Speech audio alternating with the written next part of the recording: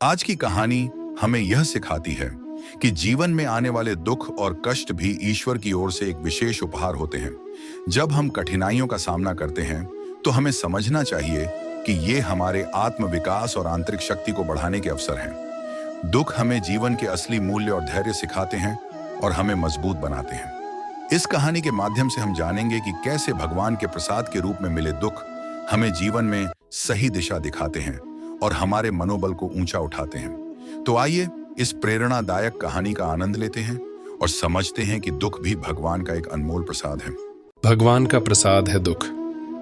जब भगवान सृष्टि की रचना कर रहे थे तो उन्होंने जीव को कहा कि तुम्हें मृत्युलोक जाना पड़ेगा, मैं सृष्टि की रचना करने जा रहा हूं। ये सुन जीव की आंखों में आंसू आ गए। वो बोला, प्रभु कुछ तो ऐसा करो कि मैं लौटकर आपके पास ही आऊं। भगवान को दया आ गई। उन्होंने दो कार्य किए जीव के लिए। पहला, संसार की हर चीज में अतृप्ति मिला दी और जीव से कहा, तुझे दुनिया में कुछ भी मिल जाए परंतु तू तृप्त नहीं होगा। तृप्ति तभी मिलेगी जब तू मेरे पास आएगा। और दूसरा, सभी के हिस्से में थोड़ा थोड़ा दुख मिला दिया है ताकि तू लौट कर मेरे ही पास पहुंचे। इस तरह हर किसी के जीवन में थोड़ा दुख है।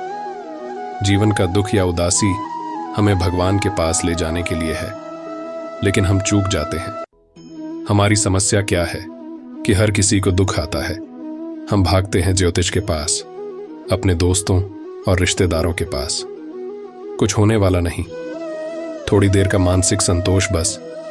यदि दुखों से घबराएं नहीं और भगवान का प्रसाद समझकर आगे बढ़े तो बात बन जाती है। यदि हम भगवान से विलग होने के दिनों को याद कर ले तो बात बन जाती है और जीव दुखों से भी पार हो जाता है। दुख तो भगवान का प्रसाद है।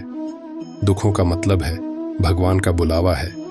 वो हमें याद कर रहा है। पहले भी ये उदासी और दुख बहुत से संतों के लिए ईश्वर प्राप्ति का मार्ग बन चुका है। हमें ये बात अच्छे से समझनी चाहिए कि संसार में हर चीज में अतृप्ति है और दुख और उदासी भगवान प्राप्ति का साधन है।